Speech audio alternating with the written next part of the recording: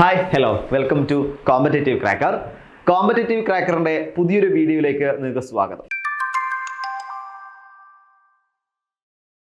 അപ്പോൾ ഞാനിന്ന് ഒരു വീഡിയോ ആയിട്ട് വന്നിരിക്കുന്നത് എന്താണ് കണ്ടന്റ് എന്നുള്ളത് നിങ്ങൾക്ക് അറിയായിരിക്കും. അതായത് സെറ്റ് എക്സാം കഴിഞ്ഞു.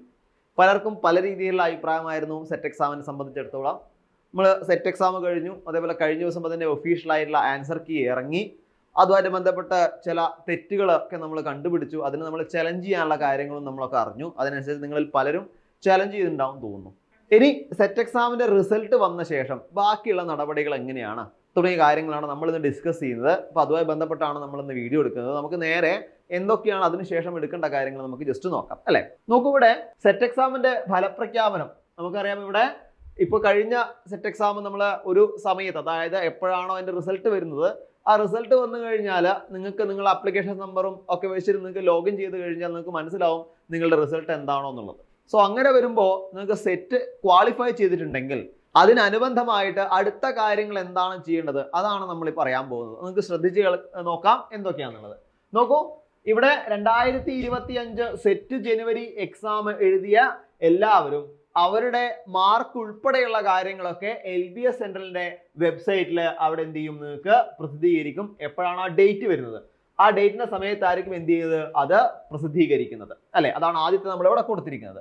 അത് കഴിഞ്ഞാൽ വിജയിച്ച ആൾക്കാർക്ക് അവർക്ക് അർഹരായവര് സെറ്റ് സർട്ടിഫിക്കറ്റ് ലഭിക്കാൻ വേണ്ടിയിട്ട് കുറച്ചധികം ഡോക്യുമെന്റ്സ്, രേഖകൾ അവിടെ സബ്മിറ്റ് ചെയ്യണം. നമ്മൾ പറയാറില്ല, ചില PSC ഒക്കെ ഇന്റർവ്യൂവിന് പോകുന്ന സമയത്ത് നമ്മൾ ക്വാളിഫിക്കേഷൻ തെളിയിക്കുന്ന സർട്ടിഫിക്കറ്റുകൾ അവിടെ എന്ത് ചെയ്യണം, അവിടെ നമ്മൾ സബ്മിറ്റ് ചെയ്യണം. എന്നാൽ മാത്രമേ നമുക്ക് അവിടെ എന്ത് ലഭിക്കുള്ളൂ, അവിടെ ഇത് കഴിഞ്ഞു അല്ലെങ്കിൽ അതിന്റെ ക്വാളിഫിക്കേഷൻ സർട്ടിഫിക്കറ്റ് ലഭിക്കുള്ളൂ.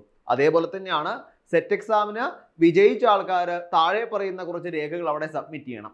എന്തൊക്കെയാണ് രേഖകൾ നമുക്ക് നോക്കാം അല്ലെ. നോക്കൂ, ഇവിടെ കൊടുത്തിരിക്കുന്നുണ്ട്. ഒന്നാമത്തെ ബിരുദാനന്തര ബിരുദ സർട്ടിഫിക്കറ്റ് അല്ലെ. നമ്മൾ പറയും PG സർട്ടിഫിക്കറ്റ്, കൂടാതെ അതിന്റെ മാർക്ക് ലിസ്റ്റ്, ഗ്രേഡ് കാർഡ് തുടങ്ങിയ കാര്യങ്ങൾ അതെങ്ങനെ ചെയ്യണം. അതായത് ഗസറ്റഡ് ഓഫീസർ സാക്ഷ്യപ്പെടുത്തിയ പകർപ്പ് തന്നെ വേണം അല്ലെ. ഇവിടെ അതൊരു സ്പെഷ്യൽ മെൻഷൻ ആയിട്ട് അവിടെ കൊടുത്തിട്ടുണ്ട്. ഗസറ്റഡ് ഓഫീസർ സാക്ഷ്യപ്പെടുത്തിയ ആ ഒരു പകർപ്പ് തന്നെ നിങ്ങൾക്ക് എവിടെ കൊടുക്കണം, അവിടെ സബ്മിറ്റ് ചെയ്യണം. കൂടാതെ നിങ്ങളെ BEdന്റെ സർട്ടിഫിക്കറ്റ്, BEdന്റെ സർട്ടിഫിക്കറ്റും മാർക്ക് ലിസ്റ്റും അതും ആര് ചെയ്യണം, ഗസറ്റഡ് ഓഫീസർ സാക്ഷ്യപ്പെടുത്തിയ സർട്ടിഫിക്കറ്റ് വേണം. ഇവിടെ നമുക്കൊരു കാര്യം പറയാൻ പറ്റും, കൊമേഴ്സ് വിഭാഗമാണെങ്കിൽ അവർക്ക് എന്തിന്റെ ആവശ്യമില്ല, BEdന്റെ ആവശ്യമില്ല. അതും കൂടി ഇവിടെ സ്പെഷ്യൽ ആയിട്ടൊന്ന് മെൻഷൻ ചെയ്യട്ടെ.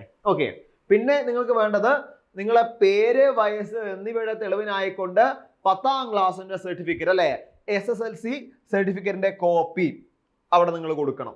കൂടാതെ നമ്മളെ തുല്യതാ സർട്ടിഫിക്കറ്റ് ആവശ്യമെങ്കിൽ അല്ലെ, നമുക്കറിയാം ചില തുല്യത അവകാശവുമായി ബന്ധപ്പെട്ട സർട്ടിഫിക്കറ്റ് ആവശ്യമുണ്ടെങ്കിൽ അതും അവിടെ എന്ത് ചെയ്യണം, ഏതെങ്കിലും അംഗീകൃത സർവകലാശാലയിൽ നിന്ന് ലഭിച്ച അംഗീകാരം തുല്യതാ സർട്ടിഫിക്കറ്റ് ആവശ്യമെങ്കിൽ അതും നിങ്ങൾ എന്ത് ചെയ്യണം, അവിടെ സബ്മിറ്റ് ചെയ്തിരിക്കണം അല്ലെ. പിന്നെ എന്താ വേണ്ടത്, പിന്നെ ഇത്തരത്തില് പറഞ്ഞിട്ടില്ലാത്ത വിഷയങ്ങളിൽ ബിരുദാനന്ദ ബിരുദം നേടിയവർ തങ്ങളുടെ വിഷയങ്ങളുടെ തുല്യതാ സർട്ടിഫിക്കറ്റ് കേരളത്തിലെ ഏതെങ്കിലും സർവകലാശാലയിൽ നിന്ന് ലഭിച്ചത് അതും അവിടെ സബ്മിറ്റ് ചെയ്യണം. അതായത് ഇതല്ലാതെ മറ്റേതെങ്കിലും ബിരുദാനന്തര ബിരുദം നിങ്ങൾ നേടിയിട്ടുണ്ടെങ്കിൽ അതുമായിട്ട് ബന്ധപ്പെട്ട തുല്യതാ സർട്ടിഫിക്കറ്റും കൂടി നിങ്ങൾ എന്ത് ചെയ്യണം, അവിടെ പ്രത്യേകമായിട്ട് മെൻഷൻ ചെയ്യണം. അപ്പോൾ നിങ്ങൾ ഇവിടെ ശ്രദ്ധിക്കേണ്ട കാര്യം, നിങ്ങളെ PGയുടെ മാർക്ക് ലിസ്റ്റ്, അതേപോലെ ഗ്രേഡ് കാർഡ്, അതൊക്കെ ഗസ്റ്റഡ് ഓഫീസർ സാക്ഷ്യപ്പെടുത്തിയതിന്റെ പകർപ്പ്, കൂടാതെ BEd സർട്ടിഫിക്കറ്റ്, നിങ്ങളെ 10ാം ക്ലാസ് സർട്ടിഫിക്കറ്റ്, പേരും അതേപോലെ വയസ്സും അവിടെ തെളിയിക്കുന്നതിന് വേണ്ടിയിട്ട് ഈ കാര്യങ്ങളൊക്കെ നിങ്ങൾ എവിടെ സബ്മിറ്റ് ചെയ്യണം, സെറ്റ് എക്സാമിൽ ജയിച്ചു കഴിഞ്ഞാൽ അതിന് സർട്ടിഫിക്കറ്റ് ലഭിക്കാൻ വേണ്ടിയിട്ട് നിങ്ങൾ എവിടെ, അതായത് ഇതിന്റെ ഔദ്യോഗികമായ സെന്ററിൽ നിങ്ങൾ കറക്റ്റ് ആയിട്ട് രേഖപ്പെടുത്തണം. അതാണ് അവിടെ ചോദിച്ചത് അല്ലെ. അവരുടെ സർട്ടിഫിക്കറ്റ് ലഭിക്കുന്നതായി യോഗ്യത തെളിയിക്കുന്ന സർട്ടിഫിക്കറ്റും മറ്റു കാര്യങ്ങളും രേഖകളും അവിടെ LBS സെൻട്രൽ ഡയറക്ടറുടെ മുന്നാകെ ഹാജരാക്കണം അല്ലെ. LBS സെന്ററിലെ ഡയറക്ടറുടെ മുന്നാകെ തന്നെയാണ് ഇത് ഹാജരാക്കേണ്ടത്. അപ്പൊ ഈ ഒരു രേഖകളോട് കൂടിയാണ് നിങ്ങൾക്ക് എന്ത് ചെയ്യുള്ളൂ, ഇത് സബ്മിറ്റ് ചെയ്താൽ മാത്രമേ നിങ്ങൾക്ക് സെറ്റിന്റെ സർട്ടിഫിക്കറ്റ് ലഭിക്കുള്ളൂ അല്ലെ. അവിടെ അടുത്ത ഡോക്യുമെന്റ് ജാതി അല്ലെങ്കിൽ വിഭാഗം തെളിയിക്കുന്ന സർട്ടിഫിക്കറ്റിന്റെ അസൽ രേഖ, അത് നമ്മുടെ ജാതി തെളിയിക്കാനുള്ള രേഖ നിങ്ങൾ സബ്മിറ്റ് ചെയ്യണം. അതുകൂടാതെ അപേക്ഷ അയക്കുന്ന തീയതി പ്രാബല്യത്തിലുള്ളത്, നമ്മൾ എപ്പോഴാണ് അപേക്ഷ അയക്കുന്നത് ആ തീയതിയുമായിട്ട് അനുബന്ധമായുള്ള നിങ്ങളെ ജാതി തെളിയിക്കുന്ന സർട്ടിഫിക്കറ്റ് അവിടെ നിങ്ങൾ കൊടുക്കണം. പിന്നെ സെറ്റ് പരീക്ഷ എഴുതിയ അവസാന വർഷ ബിരുദാനന്തര ബിരുദ BEd വിദ്യാർത്ഥികൾ LBS സെന്ററിൽ നിന്നും അല്ലെങ്കിൽ വെബ്സൈറ്റിൽ നിന്നും ഡൗൺലോഡ് ചെയ്ത നിർദ്ദിഷ്ട സത്യവാങ്മൂലം പഠിച്ച സ്ഥാപനത്തിന്റെ മേധാവി സാക്ഷ്യപ്പെടുത്തിയതോ അപേക്ഷയോടൊപ്പം സമർപ്പിക്കണം. നമുക്കറിയാം ബിരുദാനന്തര ബിരുദം, അതായത് PGയോ BEdോ ചെയ്യുന്ന അവസാന ഘട്ടത്തിലുള്ള വിദ്യാർത്ഥികളാണെങ്കിൽ അവർ പ്രത്യേകമായിട്ടും LBS സെന്ററിൽ നിന്നുള്ള പ്രത്യേകമായുള്ള സത്യവാങ്മൂലം നിങ്ങൾ ഡൗൺലോഡ് ചെയ്യാം. അത് നിങ്ങൾ പഠിക്കുന്ന ആ സ്ഥാപനത്തിലെ മേധാവി അല്ലെങ്കിൽ പ്രിൻസിപ്പൽ സാക്ഷ്യപ്പെടുത്തിയ രേഖ കൂടി ഇതിനോടൊപ്പം സബ്മിറ്റ് ചെയ്യണം. അത് വളരെ ഇമ്പോർട്ടന്റ് ആണ്. അപ്പോൾ നമുക്കറിയാം, നമ്മൾ ഇപ്പോൾ PG ലാസ്റ്റ് ഇയർ പഠിക്കുന്ന ആൾക്കാരുണ്ടാവും, BEd ലാസ്റ്റ് ഇയർ പഠിക്കുന്ന ആൾക്കാരുണ്ടാവും അല്ലെ, അവരൊക്കെ ചിലപ്പോൾ സെറ്റ് എക്സാം എഴുതുന്നുണ്ടാവും. അപ്പൊ അവർക്ക് ഇതിന് വേണ്ടിയിട്ട് ഈക്വലൻസി ആയിട്ട് വേണ്ടിയിട്ട് അല്ലെ ഈക്വലൻസി സർട്ടിഫിക്കറ്റ് എന്ന രീതിയിൽ അവര് പഠിക്കുന്ന സ്ഥാപനത്തിന്റെ ആരാണോ മേധാവി അവര് സാക്ഷ്യപ്പെടുത്തിയ ഒരു സർട്ടിഫിക്കറ്റ് ഇതിനോടൊപ്പം അപേക്ഷയോടൊപ്പം വെക്കേണ്ടതായിട്ട് അനിവാര്യമാണ് അല്ലെ.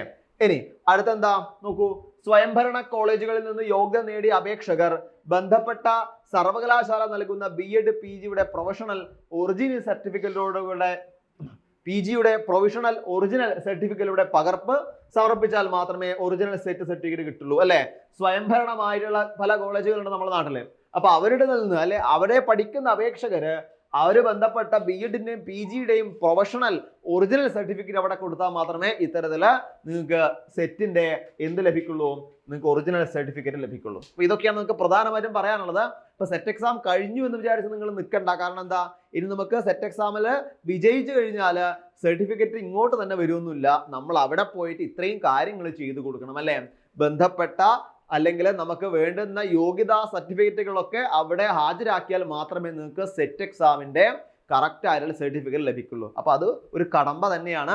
അപ്പൊ ഇത്തരത്തിൽ ഈ കാര്യങ്ങളൊക്കെ ശ്രദ്ധിക്കുക. ഈ കാര്യങ്ങളൊക്കെ കൊണ്ട് കൊടുത്ത് മാത്രമേ നമുക്ക് എന്ത് സാധ്യമുള്ളൂ, ഈ സെറ്റിന്റെ കറക്റ്റ് ആയിട്ടുള്ള സർട്ടിഫിക്കറ്റ് നമ്മളെ കയ്യിൽ എത്തുള്ളൂ. ഓക്കെ, അപ്പൊ അത് നിങ്ങളൊന്ന് ശ്രദ്ധിക്കുക. ഏതൊക്കെയാണ് രേഖകൾ നമ്മൾ പറഞ്ഞു അല്ലെ. നമ്മൾ BEdന്റെ രേഖകൾ വേണം, അതുകൂടാതെ PGയുടെ രേഖകൾ വേണം, നിങ്ങളെ പേര് വായിച്ച് തെളിയിക്കാനുള്ള രേഖകൾ വേണം, ജാതി സർട്ടിഫിക്കറ്റ് വേണം. കൂടാതെ നിങ്ങൾ PG അല്ലെങ്കിൽ BEd പഠിച്ചിരിക്കുന്ന ആളാണെങ്കിൽ, പഠിച്ചുകൊണ്ടിരിക്കുന്ന ആളാണെങ്കിൽ അതിന്റെ നിങ്ങൾ ഏതാണോ പഠിച്ച കോളേജ് ആ കോളേജിലെ മേധാവി പ്രിൻസിപ്പൾ ആരാണോ അവർ നൽകുന്ന ഒരു സർട്ടിഫിക്കറ്റ് അത് നിങ്ങൾ LBS സെന്ററിന്റെ വെബ്സൈറ്റിൽ ലഭ്യമാണ്. അത് ഡൗൺലോഡ് ചെയ്തുകൊണ്ട് അത് കറക്റ്റായിട്ട് അവരെ കൊണ്ട് അറ്റസ്റ്റ് ചെയ്യിച്ച് ഒരു തുല്യതാ സർട്ടിഫിക്കറ്റ് എന്നോണം അത് എന്ത് ചെയ്യണം, അതും കൂടി നിങ്ങൾ അവിടെ കൊടുക്കണം. അപ്പൊ ഇത്രയും കാര്യങ്ങൾ നിങ്ങൾ ശ്രദ്ധിക്കണം. ഈ കാര്യങ്ങളൊക്കെ നിങ്ങൾ എന്ത് ചെയ്യുക, പ്രധാനമായിട്ടും ശ്രദ്ധിച്ചുകൊണ്ട് സെറ്റിന്റെ ലാസ്റ്റ് സർട്ടിഫിക്കറ്റ് നിങ്ങളെ കയ്യിലേക്ക് എത്താൻ വേണ്ടി ശ്രമിക്കും. അപ്പോൾ സെറ്റിന്റെ എല്ലാ വിധത്തിലുള്ള കാര്യങ്ങൾ നമ്മൾ പറഞ്ഞു കഴിഞ്ഞു. സെറ്റിന്റെ ആദ്യം മുതൽ അവസാനം വരെയുള്ള കാര്യങ്ങളൊക്കെ നമ്മൾ ഓരോ വീഡിയോ ഇവിടെ ചെയ്തിട്ടുണ്ട്. നിങ്ങൾക്ക് സംശയങ്ങൾ ഉണ്ടെങ്കിൽ ഓരോ വീഡിയോ നിങ്ങൾക്ക് കാണാം. പുതിയൊരു ആൻസർ കീ, അതായത് ആദ്യത്തെ ആൻസർ കീ വന്നു, അതിൽ ചില മിസ്റ്റേക്കുകളൊക്കെ നമ്മൾ കണ്ടു അല്ലെ. മിസ്റ്റേക്കുകളൊക്കെ കണ്ട സമയത്ത് നമുക്ക് അതിനു വേണ്ടി ചാലഞ്ച് കൂടെ ചെയ്യാം. നിങ്ങൾ ആ ഒരു ആൻസർ കീ കണ്ട് നിങ്ങൾ എന്ത് ചെയ്യണ്ട, ഒരിക്കലും നിരാശപ്പെടണ്ട. ആ ആൻസർ കീ കണ്ടുകൊണ്ട് ചില ആൾക്കാർ എന്ത് ചെയ്യുന്നുണ്ടാവും, സെറ്റ് കിട്ടിയില്ലല്ലോ എന്നും അല്ലെങ്കിൽ ബോർഡറിൽ നിൽക്കുന്ന ആൾക്കാരും അല്ലെ 1 മാർക്ക് 2 മാർക്കിനൊക്കെ പോയ ആൾക്കാരൊക്കെ ഉണ്ടാവും അല്ലെ. അതുകൊണ്ട് നിങ്ങൾ നിരാശപ്പെടണ്ട. നിങ്ങൾക്ക് തന്നെ എന്ത് ചെയ്യാം, ആ ക്വസ്റ്റ്യൻ അതായത് ആ ആൻസർ കീയും നിങ്ങളെ ക്വസ്റ്റ്യൻ പേപ്പർ വെച്ച് നിങ്ങൾക്ക് ഏതെങ്കിലും ഡിഫറൻസ് ഉണ്ടോ നോക്കി നിങ്ങൾക്ക് ചലഞ്ച് ചെയ്യാനാവുന്നതാണ്. അപ്പോൾ ചലഞ്ച് ചെയ്യുന്ന സമയത്ത് ഫൈനൽ ആൻസർ കീ വരുമ്പോൾ എന്തായാലും നിങ്ങൾക്ക് സെറ്റ് ലഭിക്കും. അപ്പോൾ നിങ്ങൾ അത് വെച്ച് എന്ത് ചെയ്യേണ്ട, നോക്കിയിട്ട് നിരാശപ്പെടണ്ട. ഇനി മറ്റൊരു കാര്യം കൂടി പറയട്ടെ. ഒരുപാട് കാലത്തെ പ്രവർത്തന പരിചയം കൊണ്ട് തന്നെ ഒരുപാട് സെറ്റ് ആസ്പിരൻസിനെ ഞങ്ങൾക്ക് സെറ്റ് നേടിക്കൊടുക്കാൻ സഹായിച്ചിട്ടുണ്ട്. അപ്പോൾ അതിനുവേണ്ടി ഇത്തവണയും പുതിയ ഞങ്ങളുടെ സെറ്റ് ബാച്ച് ഇവിടെ ആരംഭിക്കുകയാണ്. അതാണ് സെറ്റ് അസ്ത്ര 3.0. അതായത് ഒരുപാട് പ്രഗത്ഭരായ അധ്യാപകരുടെ ക്ലാസ്സുകൾ, PDF സെക്ഷൻസ്, അതേപോലെ ലൈവ് ക്ലാസ്സുകൾ, ഇങ്ങനെ ഒരുപാട് ഫെസിലിറ്റിയോട് കൂടിയാണ് ഞങ്ങൾ വരുന്നത്. അപ്പൊ ഇത്തവണയും, അതായത് കഴിഞ്ഞ പ്രാവശ്യം സെറ്റ് നേടിയില്ല വെച്ച് നിങ്ങൾ ഒരിക്കലും നിരാശപ്പെടേണ്ട. ഇത്തവണ ആദ്യം മുതൽ നമുക്ക് പഠിച്ചു തുടങ്ങാം. ആദ്യം മുതൽ പഠിച്ചു തുടങ്ങിയെങ്കിൽ തന്നെ അടുത്ത സെറ്റിന് നമുക്ക് പ്രിപ്പയർ ചെയ്യാം. അപ്പൊ അതിന് വേണ്ടിയിട്ടാണ് ഞങ്ങൾ ഈ ഒരു ബാച്ച് തുടങ്ങിയിരിക്കുന്നത്. അപ്പോൾ ഈ ബാച്ചിനെ പറ്റിയുള്ള കൂടുതൽ കാര്യങ്ങൾ നിങ്ങൾക്ക് അറിയാൻ വേണ്ടിയിട്ടും ബാച്ചിൽ ജോയിൻ ചെയ്യാൻ വേണ്ടിയിട്ടും താഴെ കാണിക്കുന്ന നമ്പറിൽ കോൺടാക്ട് ചെയ്യാം. അപ്പോൾ ഒരിക്കൽ കൂടി എല്ലാവർക്കും വിജയാശംസകൾ നേരുന്നു. Thank you.